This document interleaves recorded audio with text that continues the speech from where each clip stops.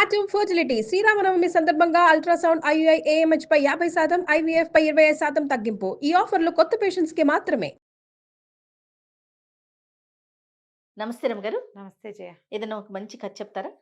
మామూలుగా మనుషులు కొంతమంది ఉంటారు, అమ్మ పెట్టదు అడుక్కు తిననివ్వదు, ఇలాగుంటారు.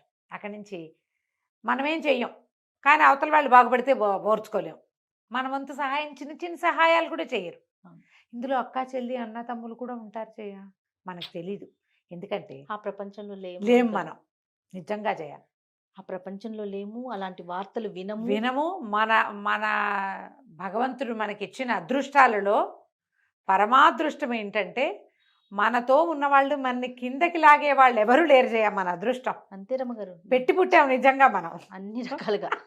వాళ్ళే మన పైకి తోసి ఇంకా కొంచెం పైన నుంచోబెట్టడానికి ట్రై చేస్తారు, కానీ కాలు పుచ్చుకు గుంజేసే వాళ్ళు ఉన్న సమాజాన్ని మనం కేవలం మన అదృష్టం కొద్దీ కథల్లో వింటాం, ఎక్కడైనా బయట ప్రపంచంలో తెలుసుకుంటాం.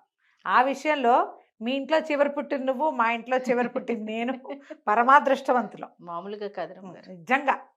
నేను భగవంతుడికి కొన్ని లక్షల నమస్కారాలు చేసుకుంటాను జయ ఆ విషయంలో. ఇంత చక్కటి కుటుంబాన్ని ఇచ్చినందుకు నిజంగా ఎంత అదృష్టవంతులము. కానీ నేను వింటాను జయ. మీరు ఎక్కువ వింటారు కదా రమగారు, కాబట్టి మీకు అంత కొత్తగా అనిపించదు. నాకు నేను మీ వింటా, చాలా ఆశ్చర్యం అనిపిస్తూ ఉంటుంది నాకు. ఇట్లా ఉన్నారా బా, ఇట్లా కూడా ఉంటున్నారా, ఇంకా ఉన్నారా రమగారు అని అడుగుతాం మిమ్మల్ని ప్రతి విషయాన్ని. ఎప్పుడు ఉంటారమ్మా. అన్నదమ్ముల్లో రెండో వాడో మూడో వాడో బాగుపడితే ఓర్చుకోలేని వాళ్ళు, అక్క చెల్లెళ్లలో ఒకదానికి అద్భుతమైన సంబంధం వస్తే కాల్చుకు తినేసేవాళ్ళు, లేదా తనకే అద్భుతమైన సంబంధం వస్తే చెల్లెలకి అలాంటిది రాకూడదని భావించేవాళ్ళు. నేనే బాగుండాలి కానీ మా పుట్టిల్లు బాగుండకూడదు, వాళ్ళ సంగతి నాకు అక్కర్లేదు అనుకునేవాళ్ళు. ఇది చూసాను రమ్మగారు. చూసావా? ఇది చూసాను. నేనే బాగుండాలి, వాళ్ళు ఏమన్నా అయిపోయి అన్నదమ్ములు ఏమన్నా ఇప్పుడు రోడ్డుని పట్టుకుపోయినాయి, మట్టికొట్టుకుపోయినా వీళ్ళకి ఓకే, తనకు మాత్రం అన్నీ జరిగిపోవాలి. కొన్ని ఇలా ఉంటాయి. ఆస్తుల పంపకాలప్పుడు, అవునండి, ఆస్తి పంపకాలప్పుడు అన్నదమ్ముడికి ఏమీ లేకపోయినా సరే, ఇందులో నేను ఇక్కడ పుట్టలేదా, నాకు హక్కు అని తనకు అన్నీ ఉన్నా లాగేసుకునే దౌర్భాగ్యులు, అన్నదమ్ముల్ని రకరకాల ఇబ్బందుల్లోకి నెట్టే ఆడపిల్లలు. రమగారు, మరి ఆ చట్టం తీసుకురావటం, కోర్టు విషయాలు మనం మాట్లాడుకోకూడదు. సుప్రీంకోర్టు ఏ సందర్భంలో చెప్పిందో ఆడపిల్లలకు కూడా ఆస్తి ఇవ్వాలని. ఎంత మంది అన్నదమ్ముల్ని రోడ్లు కీట్ చేసిన అక్క చెల్లెల్ని నేను చూసాను రమగారు. కోర్టు కేసులు చూస్తున్నావు, కోర్టు కేసులు ఎంత మందిని చూస్తున్నాను. ఎప్పుడో పెళ్లి అయిపోయి అన్ని చేయించుకుని, పిల్లలు కూడా పెళ్లి వయసుకు వచ్చేసి వాళ్ళకు కూడా పెళ్లి చేస్తావు, కానీ నీ పుట్టింటోళ్ళు నీకు మళ్ళీ తల్లిదండ్రులు ఉండరు, తమ్ముళ్ళే, అన్నదమ్ముల్ని రోడ్డు నుంచోబెట్టి అక్క చెల్లెల్ని చాలా మంది చూస్తున్నారు. ఇప్పుడు సమాజం అంతా అలాంటి వాళ్ళే ఎక్కువ కనపడుతున్నారమ్మా. అన్నదమ్ములు ఏమైపోయినా పర్వాలేదు, నాకు అమ్మా నాన్న లేరే, పుట్టిల్లు అంటే వాళ్ళే పొద్దున చూడాల్సింది. ఇంగితం ఏముండట్లేదండి, వాళ్ళకి ఉండదు, వాళ్ళకి పిల్లలకి ఉండదు అసలు. కాదమ్మా, వీళ్ళకే లేకపోతే ఆ మొగుళ్ళకో పిల్లలకో ఎందుకు వస్తుంది? కరెక్ట్ చెప్పారు, ఉండదు కదా. ఇప్పుడు వాళ్ళకి వీళ్ళకి లేదనుకో జయ, ఆడపిల్లలకి. ఇప్పుడు అలాగూ ఉంది, ఏమీ లేని ఆడపిల్లలకి చచ్చినా ఏమీ ఇవ్వకూడదు అనుకునే దౌర్భాగ్యపు అన్నయ్యలు మనకు ఒక్కతే కదా తోబుట్టువు, దీన్ని చూసుకుందాం అది లేదు అని వాళ్ళు అనుకోరు, వాళ్ళ పెళ్ళాలు అనుకోరు. అటు ఇటు కూడా జయ, నిజంగా దౌర్భాగ్యపు సమాజంలోకి వచ్చేసాం మనం. ఇది వరకు ఏళ్ల తరబడి అక్క చెల్లెల్ని వాళ్ళని చూసుకునే అన్నదమ్ములకు మనకు తెలుసు, మన సమాజంలోనే చాలా మంది మనకు ఓన్ ఫ్యామిలీస్ లో కూడా కనపడతారు. ఇప్పుడు అది లేదు, ఇది లేదు. నువ్వెవరో నేనెవరో, ఏ గొడవ అయినా సరే అన్నయ్యే సారీ చెప్పాలి, వీళ్ళే గొడవ మొదలు పెడతారు. ఆ వదినే సారీ చెప్పాలి, కాపురాలు చేసుకొనివ్వరు. అలాంటి వాళ్ళు ఉంటారు. ఇది కాకుండా ఇప్పుడు మళ్ళీ ఆడపిల్లలు కొత్త వాళ్ళు ఎట్లా అయ్యారు, ఏదైనా మొగుడుతో ప్రాబ్లం వచ్చిందంటే అది ఉందిగా ఆ చట్టం, ఆ నెంబర్ చెప్పడం కూడా నాకు ఇష్టం ఉండదు జయ. నిజంగా ఆ చట్టాలు పెట్టి అమెరికాలో ఎప్పుడో తన పెళ్లి కంటే ముందే పెళ్ళైపోయి అమెరికాలో ఉన్న ఆడపడి పేరు కూడా రాయిస్తున్న దౌర్భాగ్యులు, అలాంటి దౌర్భాగ్యపు ఆడపిల్లలు అన్నీ ఉన్నాయి. సమాజంలో అన్ని రకాల సంబంధాలు సర్వనాశనం అయిపోయాయమ్మా, మానవత్వాలు పోయినాయి మనుషులు. అలాంటి ఒక కథ చెప్తాను చూడు. చెప్పండి అమ్మగారు. ఇద్దరు అక్క చెల్లి ఉండేవాళ్ళట ఒక పల్లెటూళ్ళు, మీనాక్షి కామాక్షి. మీనాక్షికి మంచి కలిగిన సంబంధం చేశాడు తండ్రి, కొంత ఆస్తి కూడా ఇచ్చాడు. కామాక్షి పెళ్లి నాటికి అక్క చెల్లికి ఒక 9 ఏళ్ళో 8 ఏళ్ళో 10 ఏళ్ళో వారుంది. కామాక్షి పెళ్లి నాటికి కాటకం వచ్చి వీళ్ళ పొలాలన్నీ బీడు భూములు అయిపోయినాయి. ఆ అమ్మాయికి పెళ్లి చేయటమే కష్టమయ్యి తండ్రి ఏదో నిరుపేద ఒక మగపిల్లాడు ఒకడు దొరికాడు చాలే అని కామాక్షికి ఇచ్చి పెళ్లి చేసేసాడు. మీనాక్షి పెళ్ళికి వచ్చింది, చూసి వెళ్ళిపోయింది అంతే. చెల్లెలకి ఏమైనా తీసి పెడదాం అనుకోవాలి. ఈ కామాక్షికి 4 5 పిల్లలు పుట్టారు. దరిద్రమైన పిల్ల, ఆ కాలంలో పిల్లల్ని ఆపుకోవటం ఉండేది కాదు. మీనాక్షి బాగా పెరిగింది సంపాదన. ఎప్పుడైనా ఆ ఊళ్ళ వైపు వచ్చినప్పుడు చెల్లెల్ని ఏమిటే ఈ దిక్కుమాల ఇంట్లో ఉన్నావు, ఇలా ఎందుకున్నావని ఏదో తిట్టేది. ఏమైనా తెచ్చి పెట్టడము, పెద్దమ్మ వస్తుంది అంటే పిల్లలకి ఏదైనా తెస్తుందని పెడుతుందని ఆ ఆశ ఏం లేదు. ఆవిడికి బలహీనంగా ఉండి ఆహారం సరిగ్గా చాలని ఆడపిల్లల్ని చూస్తే నచ్చేది కాదు. కొన్నాళ్ళు గడిచింది. వీళ్ళు నిరుపేదలు, ఎట్లా ఆగోట్లా ఏదో చిన్నది 10 రూపాయలు తెచ్చుకుని మొగుడు పెళ్ళాం పిల్లల్ని పోషించుకునేవాళ్ళు. ఈ మీనాక్షి ఒక కూతురికి పెళ్లి కుదిరితే ఆవిడకి పనికి సహాయం కావాలి. ఆవిడ ఈ ఊళ్ళో పెళ్లి పిలుపులకు వచ్చి ఈ కామాక్షి ఇంటికి వచ్చి, ఏమే మా అమ్మాయి పెళ్లి కుదిరింది, నువ్వు రా పెళ్ళికి, నీ మొగుడిని పిల్లల్ని వెంటేసుకు రావద్దు. ఈ దౌర్భాగ్యం చూస్తే వాళ్ళంతా ఏమంటారో పెళ్లి వాళ్ళు మనకు తెలియదు. నాకు పని సహాయం కావాలి, నువ్వు రమ్మనేసరికల్లా సరే కామాక్షి సరేనంది. పిల్లలకి చెప్పి బయలుదేరితే పిల్లలు మేము వస్తాం పెళ్ళి ఎప్పుడు చూడలేదని అడిగితే వద్దు పెద్దమ్మ తన్నేస్తుంది మిమ్మల్ని అదని చూస్తే ఉండండి, ఏమైనా పెళ్ళికి పప్పలు ఉంటారు, బోల్డ్ రకాలు తినుబండారాలు ఏమైనా పట్టుకొస్తాను, 4 రోజులు ఉండి వస్తాను అని మొగుడికి పిల్లల్ని అప్పచెప్పి ఈ కామాక్షి వాళ్ళ ఇంటికి వెళ్ళి, అది పక్క ఊరు అనమాట. మధ్యలో కొంత అడవి ప్రాంతం ఉంది. ఎవరో కొంతమంది జనాలు వెళ్తుంటే వాళ్ళతో పాటు ఈ కామాక్షి బయలుదేరి మీనాక్షి వాళ్ళ ఊరు వెళ్ళింది. రాగానే అక్క ఇవి అమ్మాయికి ఇల్లప్ప చెప్పింది. గిన్నెలు దోమటాలు, సామాన్లు సర్దటాలు, వాకిళ్ళు ఊడవటాలు, తినుబండారాలు, వంట వాళ్ళు తినుబండారాలు చేస్తుంటే అవన్నీ చక్కగా సర్దటాలు, పనులన్నీ చేయించింది. పెళ్లి వాళ్ళకి ఎవ్వరికి ఈ అమ్మాయిని చెల్లెలుగా పరిచయం చేయలే. పనిచేసే అమ్మాయి బోడంతమంది పని వాళ్ళు ఉన్నారు. ఇది ఇంట్లో మనిషి కాబట్టి అక్కయ్య వస్తువు కాబట్టి కొంచెం జాగ్రత్తగా చేస్తుంది. కాస్త ఏమైనా పని వాళ్ళని కేకలిస్తే లేచకపోతారు. చెల్లెలు ఎక్కడికి వెళ్తుంది, దీన్ని ఎన్ని తిట్లు తిట్టినా ఇది ఇక్కడే పడి ఉంటుంది. 4 రోజులు గడిచినాయి. మొదటి రోజు చేసినవి మిగిలినాయి, 2వ రోజు చేసినవి మిగిలినాయి, 3వ రోజువి మిగిలినాయి. 4వ రోజు ఆ మిగిలిపోయిన తినుబండారాలన్నీ ఓ పళ్ళెంలో ఒక మూట కట్టుకుని, అక్కయ్య పెళ్లి హడావిడంతా అయిపోయింది కదే, పిల్లల్ని చూసొస్తూ 4 రోజులైంది వదిలిపెట్టి ఇంటికి వెళ్తానంటే ఆ మూటలో ఏమున్నాయే అని అడిగింది మీనాక్షి. అడిగేసరికల్లా ఈ అమ్మాయి ఏమంది, ఇవాళ వంటకాలన్నీ సర్దేశాను, ఇవి 3 రోజుల నాటి వంటకాలు పాసిపోతాయి ఇంకా ఉంటే, అందుకని పిల్లలు తింటారని పట్టుకెళ్తున్నానంటే ఆవిడేమంది, ఇంత దూరం మోసుకెళ్ళి ఈ పాసిపోయినవి నీ పిల్లలకి పెట్టాల్సిన పని ఏముంది, అయినా కుడుతొట్లో పడేస్తే గొడ్లకి తిండి కాదా అని నువ్వు చేతులు ఊగించుకుంటూ వెళ్ళొచ్చు అని చెప్పి కసిరేసి, అయినా నా ఇంట్లో వస్తువు నా గొడ్లకి వెళ్ళాలి కానీ నీ పిల్లలకి వెళ్తే ఎట్లా, పెళ్ళికి వచ్చావు పని చేసావు వెళ్ళు అంతే, 4 రోజులు ఇక్కడే కదా పడి తిన్నావు 4 పూట్ల, మీ ఇంట్లో ఉంటే 1 పూట తినేదాన్ని నువ్వు, మీ ఊళ్ళో ఉంటే ఏం తింటావు, గుప్పెడు మెతుకులు తింటే గొప్ప, గంజి తాగితే గొప్ప, 4 రోజులు షడ్రసోపేతంగా తిని నున్నబడ్డావు నువ్వు. పోయి ఆ సంచిలో ఉన్నవన్నీ కుడితొట్లో పోయని బలవంతంగా అక్క ఏం చేసింది, 2 తిట్లు తిట్టి ఒక తోపు దోసి ఆ మూటలో ఉన్నవన్నీ కుడితొట్లో పోయించేసింది. చెల్లెలు వెళ్తుంటే ఓ కొత్త బట్ట లేదు, ఓ పాత బట్ట లేదు, ఓ తినుబండారం లేదు, తాంబూలం లేదు. బయలుదేరి తీసేసింది. నేను పెళ్లి వాళ్ళ ఇంటికి వెళ్ళాలి, నువ్వు బయలుదేరు అని చెప్పి తను పెళ్లి వాళ్ళ ఇంటికి బండిలో వెళ్తూ కూడా ఊరు చివర పెండ మీద వదిలిపెట్టచ్చు కదా, వదిలిపెట్టచ్చు చెల్లెని నడిచిపోమని, దానికి బండి ఏం అలవాటు, వదిలేసింది. ఈ మీనాక్షి కామాక్షికి పిచ్చి దుఃఖం వచ్చింది. 4 రోజులు ఇక్కడ ఉన్నా కదా, తింటుంటే అన్నం కూడా పోలా నోట్లోకి, అయ్యో పిల్లలకి ఏం పెట్టలేదే, ఏం తింటున్నారు అని బెంగొచ్చింది. నానా చాకరీ చేశా, 4 పిండి వంటలు పిల్లలకి పట్టుకెళ్ళని ఇవ్వకూడదు, ఈ పని ఎవరింట్లోనో ఏ పెద్దవాళ్ళ ఇంట్లోనో చేస్తే వాళ్ళు ఇవ్వరు, 4 రూపాయలు చేతిలో పెట్టి 4 తినుబండారాలు ఇచ్చి ఏదైనా ఒక కొత్త గుడ్డ ఇచ్చి ముత్తైదువని బొట్టైనా పెట్టేవాళ్ళు, ఇది ఏమీ చేయలేదే నా బతుకు, చే దౌర్భాగ్యం బతుకు, దిక్మాల బతుకు చాలించేయాలి, నా వల్ల కాదు ఈ బతుకటం, ఈ నిరుపేద బతుకు బతకపోతే ఏమైంది, 4 పిల్లలు నాకు లోటు లేకుండా అని కళ్ళలో నీళ్లు గారుస్తూ నడిచి వెళ్తుంటే కాళ్ళ కింద ఏదో పడి, తీరా చూస్తే అది ఇంతలా ఇంత పొడుగున్న పాము. అమ్మాయి బాగా వంగి చూస్తే చచ్చిపోయిన పాము. ఏం చేసింది,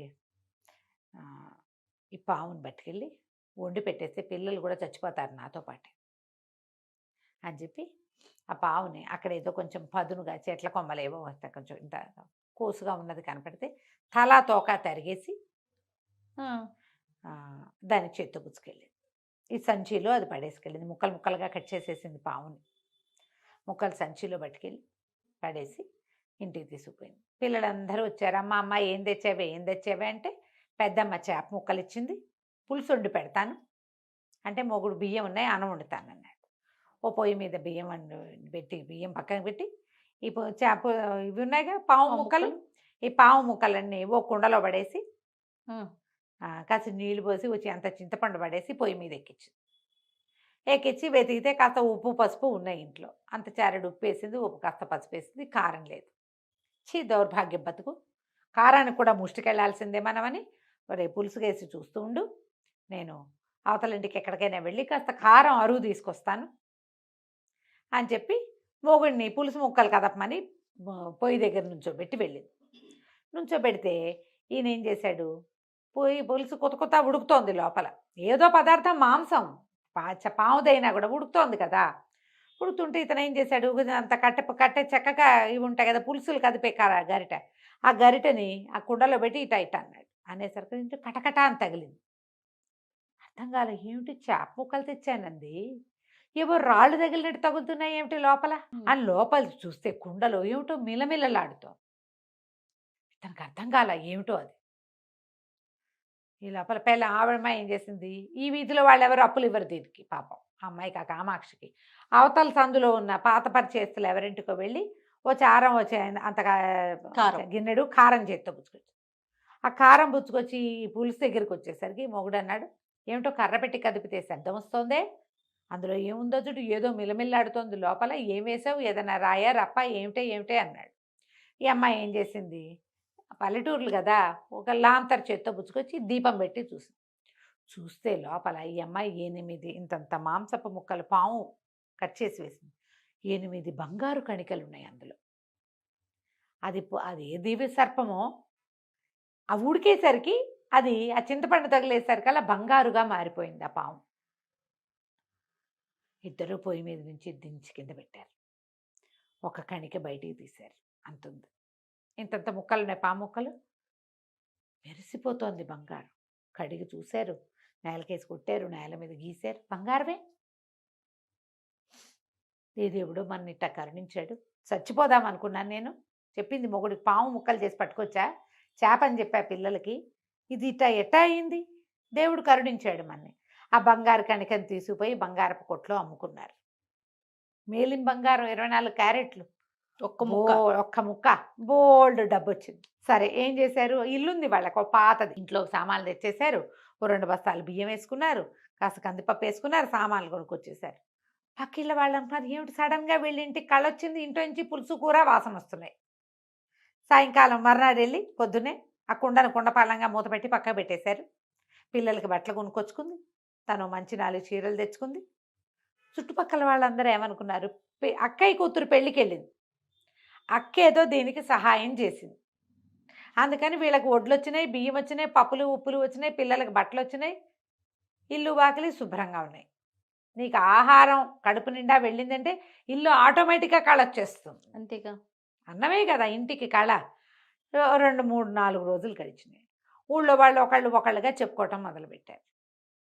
కామాక్షికి కలిసి వచ్చింది, వాళ్ళకి ఏదో డబ్బు సహాయం చేసింది. వీళ్ళు ఏం చేశారు, వారం గడిచేసరికల్లా ఇంటికి సున్నం వేసుకుందామని సున్నాలు వేసుకోవటం మొదలుపెట్టారు. డబ్బులున్నాయి మరి వాళ్ళ దగ్గర. ఎప్పుడైతే ఇంటికి సున్నం వేసిందో, ఈ ఊళ్ళో బండి వేసుకుని వెళ్ళిన ఒక పెద్ద మనిషి ఎవరో మీనాక్షికి చెప్పాడు, మీ చెల్లెలు ఇంటికి సున్నాలు వేసుకుంటుంది, నువ్వేదో ధన సహాయం చేశావు. ఆనంగానే లబలబలాడిపోయింది మీనాక్షి, నేను పావలా ఇవ్వలా, ఇది ఎట్టా వేసుకుంటోంది అంటే మా ఇంట్లో నుంచి ఏదో కొట్టేసింది అనమాట. ఇల్లంతా వెతుక్కుంది, ఏమీ కనపడలా, అన్ని వస్తువులు మన దగ్గరే ఉన్నాయి, కానీ చెల్లెలకు కలిసి వచ్చింది అంటే అది నాదే. ఆ ఊరెళ్ళి వారం తిరగానే ఆ ఊరెళ్ళి అక్కడున్న న్యాయాధికారికి ఫిర్యాదు చేసింది, మా చెల్లెలు సడన్గా బాగుపడింది, నేనేం సహాయం చేయలేదు, మా ఇంట్లో నుంచి ఏదో కొట్టేసింది, ఏం కొట్టేసిందో కూడా మాకు అజరాకుండా చేసింది, దానికి అష్ట తెలివులు ఉన్నాయి, ఇన్నాళ్ళు నంగిలా ఉంది, ముంగుమొహం వేసుకుని ఉండేది, ఏదో కొట్టేసింది, నాకు న్యాయం చేయండి, నాకు కొట్టేసిన వస్తువు నాకు ఇప్పించాలి అని. ఇల్లంతా వెతికినా ఏం కొట్టేసిందో తెలియలా. సరే న్యాయాధికారి వీళ్ళింటికి సమన్లు పంపించాడు. మొగుడు పెళ్ళాం ఇద్దరు వెళ్ళారు. వెళ్ళేసరికి ఆయన అడిగాడు, ఏమమ్మాయి నీకు ఎట్ట కలిసి వచ్చింది, మీ అక్క నేనేమి ఇవ్వలేదంటుంది. అంటే ఈ అమ్మాయి ఏం చేసింది, అయ్యా నేనేం చేయనండి, మా అక్కయ్య నాకేమి ఇవ్వలేదు, నన్ను ఇట్లా చేసింది, ముత్తైదు బిడ్డనండి నాకు మొహాన బొట్టైనా పెట్టలేదు, తిరిగి వస్తుంటే ఒక పెద్ద పాము కనపడింది, దాన్ని ముక్కలు చేసా, పొయ్యి మీద పెట్టా, బంగారం అయింది అనేసరికల్లా ఆవిడ ఒప్పుకోలే, ఇది అబద్ధాలు చెప్తోంది, సాక్ష్యం చూపించమనండి అనగానే ఈ అమ్మాయి ఏం చేసింది, కుండ మూల పెట్టి దాచుకున్నారుగా పులుసు, మా పాము ముక్కలు ఉన్నది కుండ తీసుకొచ్చి న్యాయాధికారికి చూపించేసరికల్లా ఆ కుండ అని ఎదురుగుండా పెట్టి న్యాయాధికారి అంటే, అమ్మ నీదైతే కుండలో చేపెట్టి నీ వస్తువు నువ్వు తీసుకో, నా బంగారమే తెచ్చి అది కరగేసి పాము అని అబద్ధం చెప్తోంది అంటుంది అక్క. కుండలో చేపెట్టేసరికల్లా బుస్సుమని లేచింది పాము లోపల నుంచి, బుస్సుమంది, చచ్చిపోయారు జనాలు. దానికి తలా తోక లేవు. అదే కదా కామాక్షి చెప్తోంది, తలా తోక కత్తిరించి తెచ్చానండి, మామూలు బుసకొట్ల హడిలిపోయి వెనక్కి పడిపోయింది. ఈయన న్యాయాధికారికి అర్థం కాల. అమ్మాయి కామాక్షి నువ్వు తీసుకోమ్మా, అందులో నుంచి ఏం వస్తువు ఉందో, నువ్వు బంగారు కణకని కరగబెట్టానన్నావు కదా అంటే, ఆ కామాక్షి దానికి ఏం భయం, ఆల్రెడీ తీసిందిగా, చేయబెట్టి బంగారు కణిక బయటికి తీసి దీనికి వచ్చింది, దానికి రాల. అది న్యాయాధికారి నాడు ఇందులో నీదేం లేదు, నువ్వు వెళ్ళిపో, ఈరోజు ఇంకోసారి ఇట్లాంటివి చేస్తే మర్యాదగా ఉండదు, వెళ్ళిపోమన్నారు. ఊళ్ళో వాళ్ళంతా కామాక్షిని మెచ్చుకున్నారు. ఇప్పుడు అక్కడ అక్క దగ్గర తనకి రూపాయి ముట్టకపోతే, తనకు ఒక్క తిండి వెంట కూడా రాకపోతే, ఇంకోతైతే ఏదైనా తీసుకొచ్చేసాను అక్కయ్య ఇంటి నుంచి. అది చచ్చిపోదాం అనుకున్నందుకు భగవంతుడు ఈ అమ్మాయికి మేలు చేశాడు, అంతేగా. అంతే అందరూ చెప్పుకున్నారు, అది పిశాచం అక్క కాదు అది, కనీసం పిండి వంట కూడా. ఈ కథ అంతా బయటకు వచ్చేసింది, నేనేమి ఇవ్వలేదండి అక్క, నా చేత్తో నేనేమి ఇవ్వలేదని అందరి ముందు అవి ఒప్పుకుంది. ఇప్పుడు కామాక్షి మా అక్కయ్య నాకేం పెట్టలేదంటే, ఏదో పెట్టే ఉంటుంది, ఊరికే 10 స్వీట్లైనా ఇవ్వకుండా ఎందుకుంటారమ్మా, మరీ విడ్డూరంగా చెప్తుంది అనుకుంటాం. అవును, నేనేమి ఇవ్వలేదు అని అవతల వాళ్ళే ఓపెన్గా చెప్పినప్పుడు ఇక తెలిసిపోయిందిగా. ఇక ఏనాడు మీనాక్షి ఈ ఊళ్ళోకి రాలా. కామాక్షి మాత్రం శుభ్రంగా తమకి భగవంతుడు అనుగ్రహించిన ఆ బంగారాన్ని నమ్ముకుని పిల్లల్ని వృద్ధిలోకి తెచ్చుకుంది, వ్యాపారం పెట్టుకున్నారు, హాయిగా వాళ్ళ జీవితాలు వెళ్ళిపోయినాయి. కథ కంచికి మనం ఇంటి. ఎంత బాగుందో రమ్మగారు. నమస్తే. నమస్తే చే